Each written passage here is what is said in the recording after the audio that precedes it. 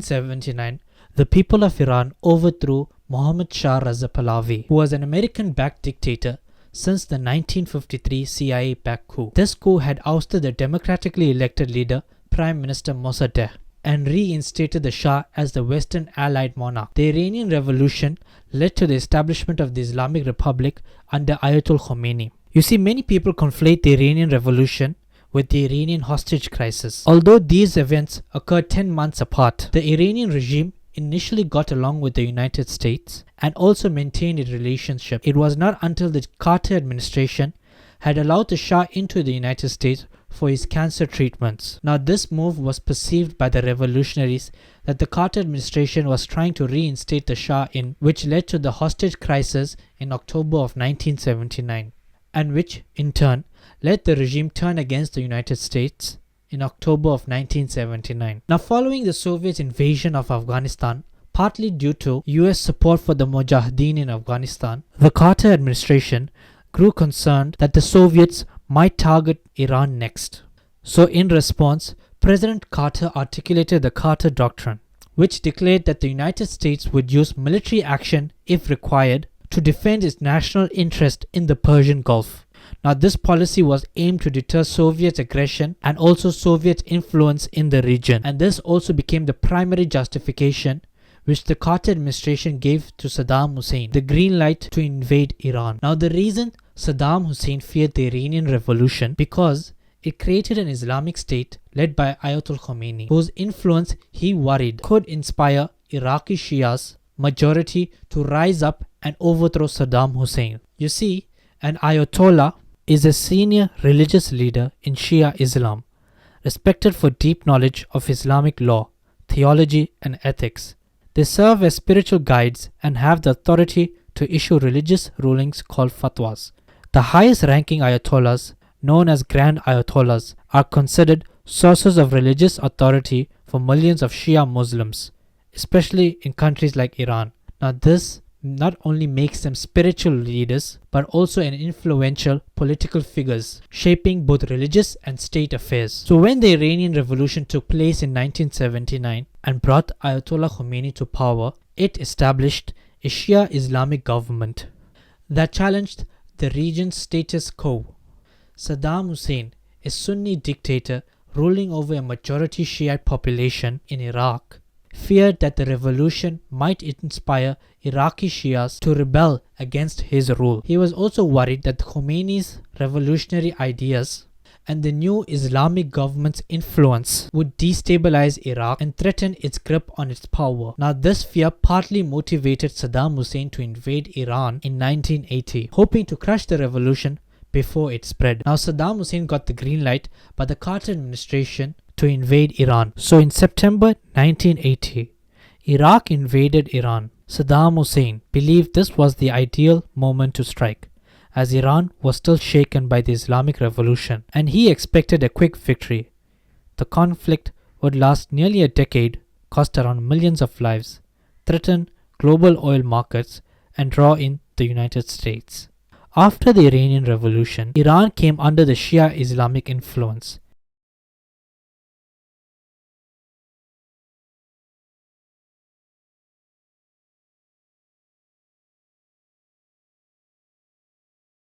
Increasing tensions with neighboring Iraq, ruled by a 42-year-old Saddam Hussein. Saddam, a Sunni dictator governing a majority Shia population, saw the Iranian Revolution as an opportunity to weaken a regional rival. He feared that Iraq's Shia majority might align with Iran's regime due to the shared religious ties.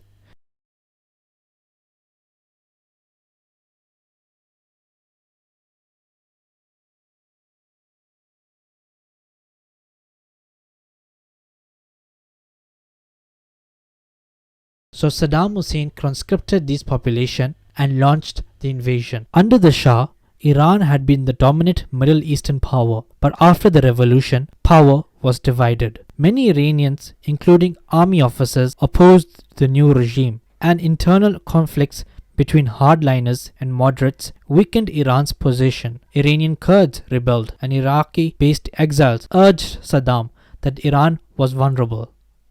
Saddam worried that the revolution might spread to Iraq's Shia majority, both governments supported rebellions in each other territories. Iran aided Iraqi Kurdish rebels, while Iraq backed Arabs in Kyrgyzstan. Confident in Soviet-supplied weapons and anticipating Arabs' uprising, Saddam dismissed warnings from his intelligence chief Ali Hassan. "Ali, why do you always bring me bad news rather than good news?" The Iraqi army had about 250,000 soldiers, 1,700 tanks, 1,300 guns, 2,300 armored vehicles, and 295 aircrafts. Iran's forces was slightly larger, with 290,000 soldiers, 1,700 tanks, 1,100 guns, 1,900 armored vehicles, and 420 aircraft, plus a larger navy. On September 22nd, Iraqi air forces struck Iranian airfields despite lacking specialized ammunition for reinforced targets. Iraqi ground forces advanced with numerical superiority, pushing into Iranian territory. Iranian jets and helicopters slowed the advance and even attacked inside Iraq, targeting its nuclear reactor. Heavy artillery exchanges and territorial offensive locked both sides in brutal clashes. After 5 weeks of intense fighting and bombardments, Iraqi forces captured Khorramshahr, but failed to hold it and were forced into a siege. The local Arab population did not welcome Iraqi forces as liberators due to the destruction caused. Iranian Arabs did not rise against the regime.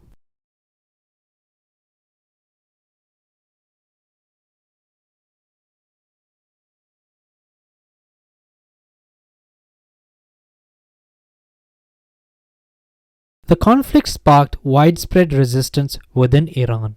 Many citizens critical of Khomeini's regime took up arms, joining the army to defend their country and influence its future. Iran mobilized all available forces, including volunteer units known as the Basij. Clerics even visited schools to recruit volunteers.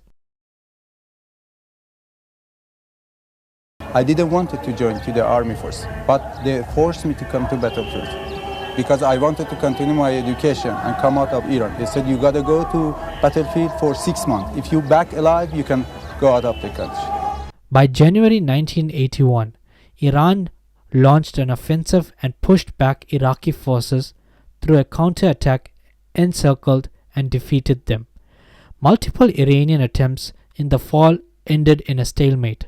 The Basij, including boys as young as 12, were recruited and given rudimentary training.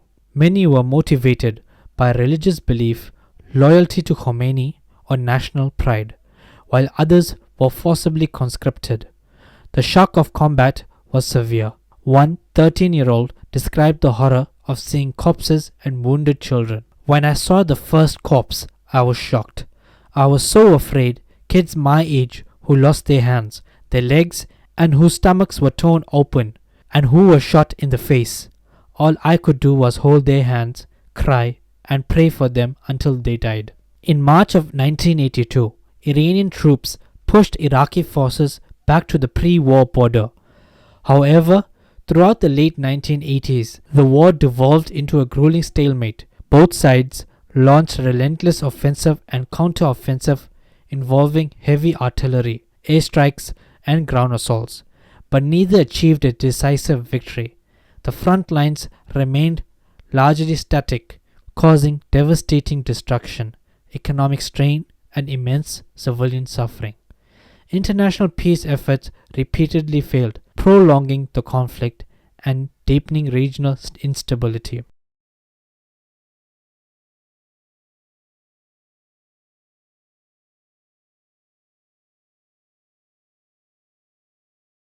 Now this is where the United States becomes deeply entangled, supporting and also indirectly aiding both sides of the conflict. So in 1983, the Regen administration sent a special envoy to Iraq to recommit to Saddam Hussein.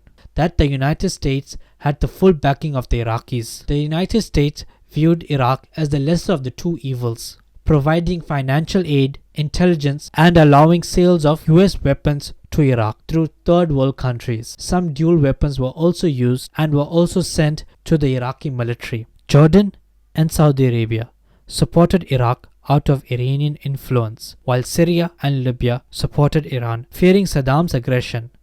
Israel, once an ally of the Shah, now saw Islamic Iran as the lesser evil. Now this involvement eventually led to the Iran-Contra scandal, where the US illegally sold arms to Iran in hopes of pressurizing the Iranian to influence Hezbollah to release Western hostages held in Lebanon, and also to improve its relationship with the United States over time. Now, later President Regen admitted these actions. Secretary Shultz and Secretary Weinberger both predicted that the American people would immediately assume this whole plan was an arms for hostages deal and nothing more. Well, unfortunately, their predictions were right. As I said to you in March, I let my preoccupation with the hostages intrude into areas where it didn't belong. The image, the reality of Americans in chains, deprived of their freedom and families so far from home, burdened my thoughts, and this was a mistake. My fellow Americans, I've thought long and often about how to explain to you what I intended to accomplish, but I respect you too much to make excuses. The fact of the matter is that there's nothing I can say that will make the situation right. I was stubborn in my pursuit of a policy that went astray. On 11th of June in 1985, a draft National Security Decision Directive was written at the behest of National Security Advisor Robert McFarlane, which called for the US to begin a rapprochement with the Islamic Republic. Now the paper reads, "Dynamic political evolution is taking place inside Iran. Instability caused by the pressures of the Iran-Iraq war, economic deterioration, and regime infighting create the potential for major changes inside Iran. The Soviet Union is better positioned than the United States to exploit and benefit from any power struggle that results in changes from the Iranian regime. The United States should encourage Western allies and friends to help Iran meet its import requirements so as to reduce the attractiveness of Soviet assistance. This included provisions of selected military equipment." So the basis of the argument was that the Soviet Union held a strategic advantage over the United States due to its geographic proximity to Iran, enabling it more easy influence internal Iranian politics and provide military assistance during times of instability. So in order for the United States to hold some influence in the region, the United States, with the help of its Western allies, should try to pull Iran away from Soviet influence. Now there were few cabinet members in the Reagan administration that were critical of funding the Iranians, which included the Secretary of Defense